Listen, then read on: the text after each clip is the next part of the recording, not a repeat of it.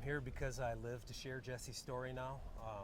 One of our speakers today talked about shining light in the darkness, and that was one of the first things that popped into my head when this happened. This is just so off the charts, extraordinarily bad and dark that I didn't want to shrink from it. I knew we had to bring it to the light of day because I knew it happened a lot. Can you tell me a little bit about Jessie? How long is your tape? She was a beautiful young woman and girl. She's our only child. She was my best friend along with my wife Joy. She's really bright, smart, but her gift was music. And her gift was also, she had a huge heart and she was a girl of causes. And she loved to debate with people about social justice issues. And her friends would, they hated her and loved her because they would say she would always win because she spent hours online finding out about her cause and she was very passionate about it.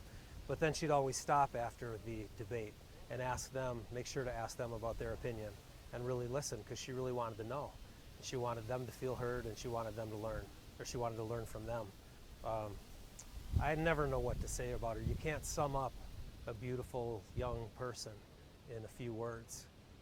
She was kind, loving, fearless, loud.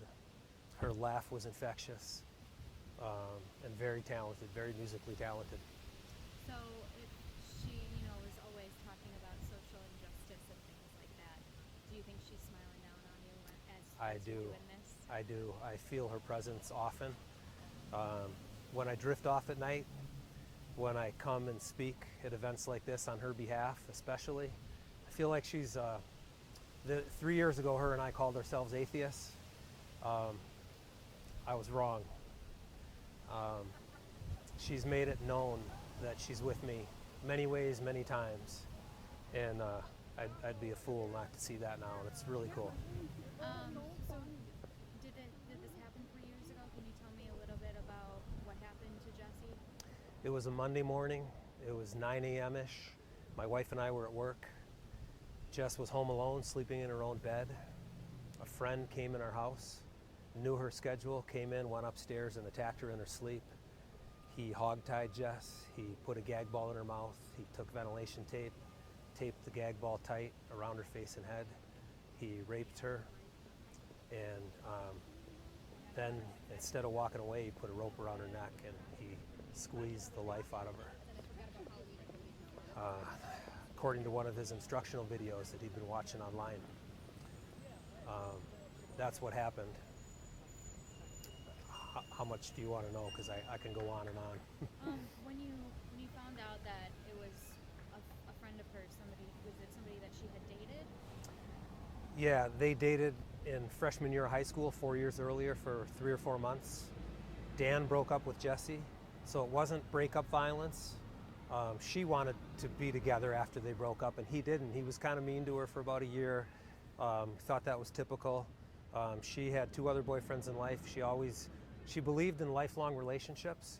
So with all 3 of them, she worked hard to stay friends. Dan stayed in the same circle of friends for 4 more years. They hung out. He dropped out of college, came home. They once every couple weeks they got together and wrote songs and played in Jesse's music room and in Dan's at his house. They were both musically gifted. Just friends. But what we didn't know, his computer revealed. He, for months, had been doing searches on his computer that showed a dark side that nobody knew he had, and he hid it very well. And he planned this. Why is it important to you to come to events like this and really share your story and share Jess's story? Because nobody should go through what he put Jessie through. And nobody should go through what my wife has gone through the last 3 years. And what hundreds of people who knew and loved Jessie, their lives will never be the same. Violence is a forever impact. And I didn't know that until it happened to us. It was just a story on TV or in the newspaper. And now I've been resensitized, and it's been made real to me. And I now live to resensitize everybody because we're walking around asleep. There's 7 billion light switches walking around in this world, and most of them are off, and I want to turn them all on and bring out the love in people. Does this Yeah, I'm not doing it for that, but because I keep hearing you have to forgive in order to heal. But I don't think that's real forgiveness if you're trying to forgive in order to heal. Doing what I do and the love and the forgiveness that I try to pour out on everybody I touch every single day is incredibly healing for me, but that's not why I do it. I do it because I feel like I'm supposed to do it, and I'm called to do it, and I feel like we're all supposed to do that. And my job in life now is to do whatever I can to help other people discover how peaceful and beautiful and joyful it is to live that way. Is there anything, I know you kind of touched on this here and there, but from one of these events that you've gone to, spoke at, and shared the story, is there one specific thing that you hope at least one person gets out of this?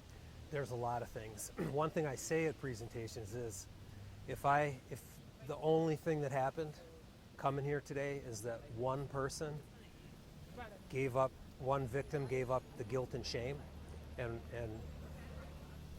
realized on a gut level that it wasn't their fault, that it's their attacker's fault. It's not their fault. We don't blame the bank teller for the bank robbery or the little old lady for the purse snatching. This is the only crime where the victim is blamed, and it's not their fault. And when I do these talks, girls and women come up after and tell their story for the first time, and I often see the guilt and the shame in their eyes. And if one of them, if I do this for 20 years, or if I drive all the way to Madison from Milwaukee today and go all the way back, and one person went one step down the path of healing and dropped the guilt and the shame, that was worth the trip, and I'll do it 100 times. But that's not all I do it for, because there's a lot more things like that. If I can have, my wife said to me early in this process,